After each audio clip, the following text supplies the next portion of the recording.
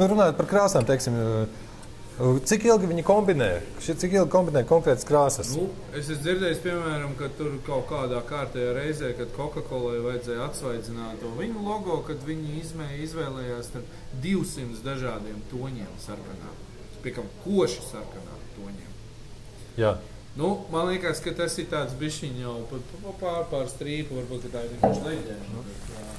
Principā krāsām jau arī tāda semiotiska nozīme kā visiem tiem. Es domāju, runājot par sportu, kā jūs redzat, neviens logotips praktiski nav bez sarkanās krāsas. Kuras krāsas šeit nav?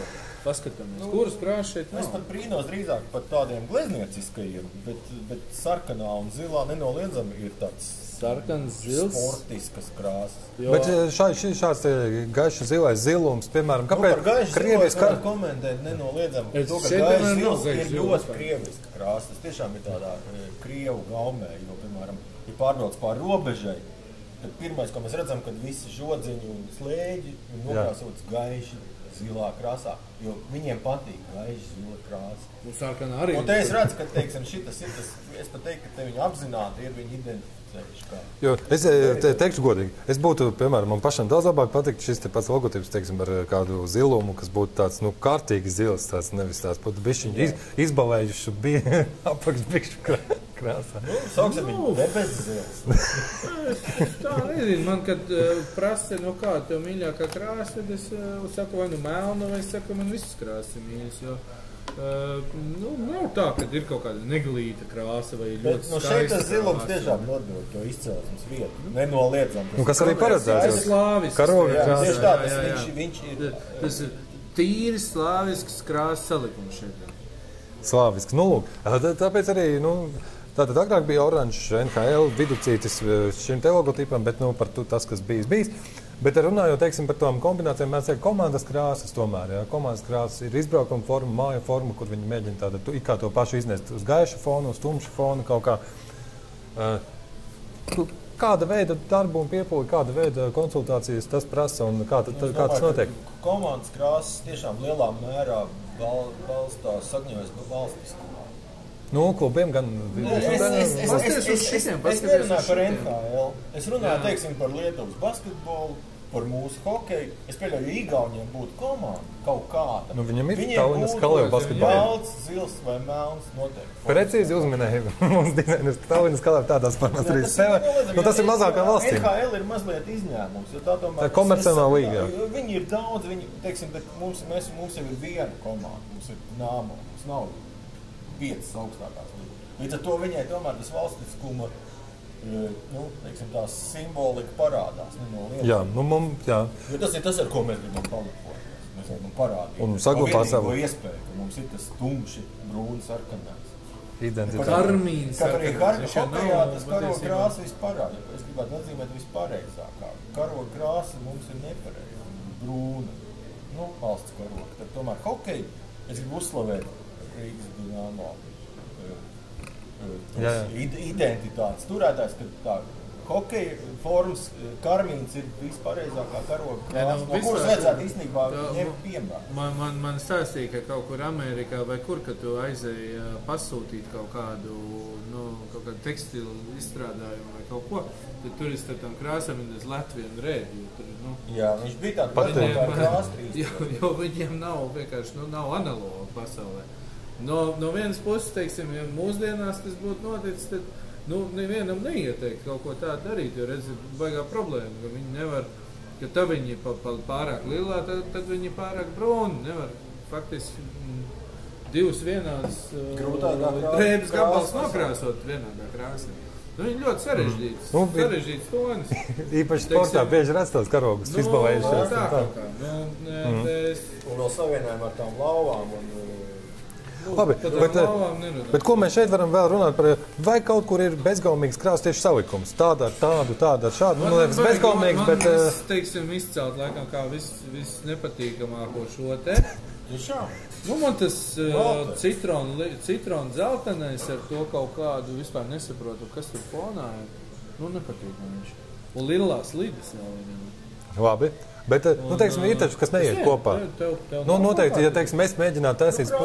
Tās Gauma vispār ļoti tā ir, tā. Es pat teiktu, ka viņš ir ļoti nepateicīgi tēma apspriest, jo, Kam kas patīk? Kā tur ir par krāsu un garšu? Valga nav. Bet strīdēties, mēs labprāt pastrīdētos. Es tikai brīnos, ka nekur nav neviena rozā. Es tiešām neesmu neviena rozā krāsu pamanījis visos šeit. Tas noteikti. Tas ir interesanti. Citās līgās. Es tev prasīju, kuras krāsas te nav? Tiešām rozā nav. Rozā nav. Es tikai tagad pēkšņi sapratu. Un faktiski tāds indīgi dzeltens arī nekur nav. Tikai tavā pingvīnā. Tas pingvīns uzreiz man tāpēc arī kaut kā. Teiksim, cik zinām, pasaules čempionātos Zviedrijas ir, tie ir, kuri karokrāsi tur jātur Zeltenais un Brazīļa un Zviedri mums ir. Te arī, teiksim, mēs varētu, teiksim, paņemt Amerikas to karti par tiem štatiem un salikt viņus pēc tās krāsas, būtu ļoti interesanti pastīties. No kurienes, teiksim, kāpēc mums ir tikai divi tumši zaļi, tad mums ir daži lilā, pārsvarā ir sarkans, melns un tāds ļoti tumši zils. Bet tādi, nevienam nav oranžs arī, nav nekas oranžs. Vispār nekas oranžs. Reku flyeriem ir tas punkts, ir oranžs. Labi. Tā, tātad virzoties uz mūsu sarunas beigām, zinu, mākslinieki, protams, kautrīga tauta. Bet tāpat, pieņemsim, ja mēs mēģinātu, piemēram, mums ir pildspēle, mums ir lapa, mums ir Rīgas Dinamo bijušais logotips, ko mēs darītu, ja mēs viņu veidot pilnīgi no jauna vai mazliet atsveitinātu, kādā virzienā mēs darbotos? Ar lielāko prieku. Lūdzu. Es zīmēju uzreiz. Sāksim ar mūsu logotipu, nedomājot.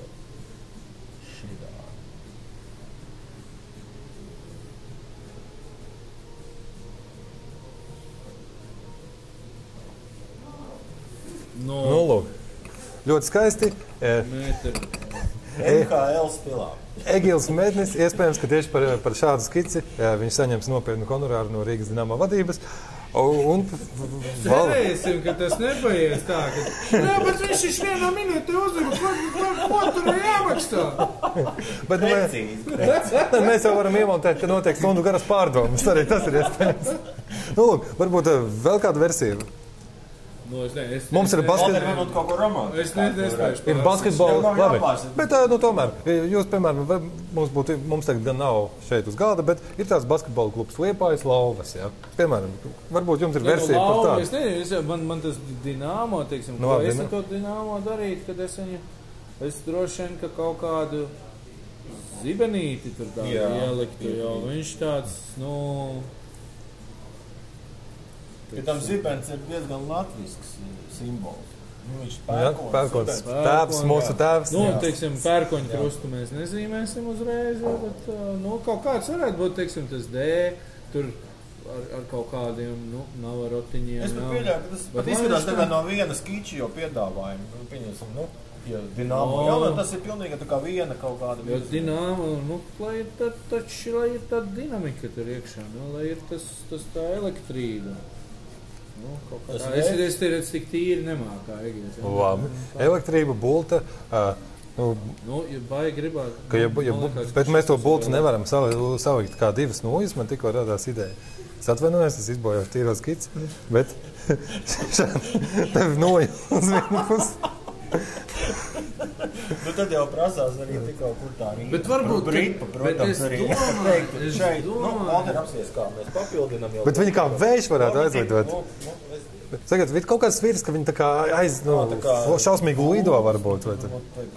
Man jau vienmēr patīk, ka tā, lai tur kaut kvadrātā viss satilpst. Protams, ir sarežģīti, viņi kaut kur uzlikt. Bet tās tavas nulles ir vienkārši. Jā. Lūk, tā var Dinamo tikam. Pirmie divi piedāvājumi jau mums. Varbūt, ka nevajag to D, varbūt, ka mums vajag kaut kādu zvēru, tieši tāpat kā tā. Bet kas būtu latvisks zvērs? Putns. Stārķi. Mēs varētu būt stārķi. Tas ir diezgan nikns tāds, jo viņam kaut ko var tā ieknāpt. Un knābļa vietā kaut kā ar to knābu varētu pakstīt to ripu vārtos. Kamēr mums ir iespēja. Varbūt mums ir versija par putnu. Tiešām, vienalga Dinamo putnu. Nebūs estētiski. Bet, nu, tomēr Niknas, Putnas, Vista, Pelikāns ir Zviedrija, Somijā šāda hokeja komanda arī. Nu, tāds īsti latviešs Putnas jau domāju būtu Stārķis vai Zēļa. Ziniet, ka ļoti, man liekas, tāds viņš ir izmiris, un varbūt, ka tieši tāpēc viņu vajadzētu arī tā kā, viens, kas mums ir Latvijas riktīgi labs zvērs, viņš ir lūsis. Jā, Rīga 2000 Blenabā arī bija izmantots, jā. Tad vēl ir tāds zvērs, kas kādreiz dzīvo Latvijas teritorijā, vairs nedzīvo, diemžēl, bet pasaulē vispār ir sastopa āmrija. Ir tāds zvērs āmrija. Kāds viņš izskatās? Tas ir, zini, kad ir X-menim, ir tas Wolverine, tāds viens no tā pasamiem. Wolverine nozīmē āmrija. Tas ir tāda, tā ir tāda liela cauna, bet tāda riktīgi tāda maza lāča lieluma, tāds, viņš ir caunai radinieks un šaskā. No cauna izklausās pēc cīnītā. Viņš ir tāds... Jo Stārķis ir tomēr viņu Stārķi var notriekt no kājām. Labi, nu ko? Stārķis, Ambrija, vīna glāze, mēs varam spriest arī tālāk uzlabot latviešu sporta komandu logotipus emblēmas. Ar mums kopā bija Egils Mednis, Latvijā pirmais datoru dizaina autors. Datoru dizaina Patriarhs Latvijā, IDEA Rīga, mākslinieckais direktors Valters. Un mani sauc Viesturs, pētījām šeit NHL, KHL komandu logotipus. Paldies, ja noskatījāties līdz galam, Crazy Monkey sports televīzijā. Vēl ik pa brīdim, es domāju, mums eksperti dažādi viesosies. Tiksimies tad arī nākamreiz. Paldies!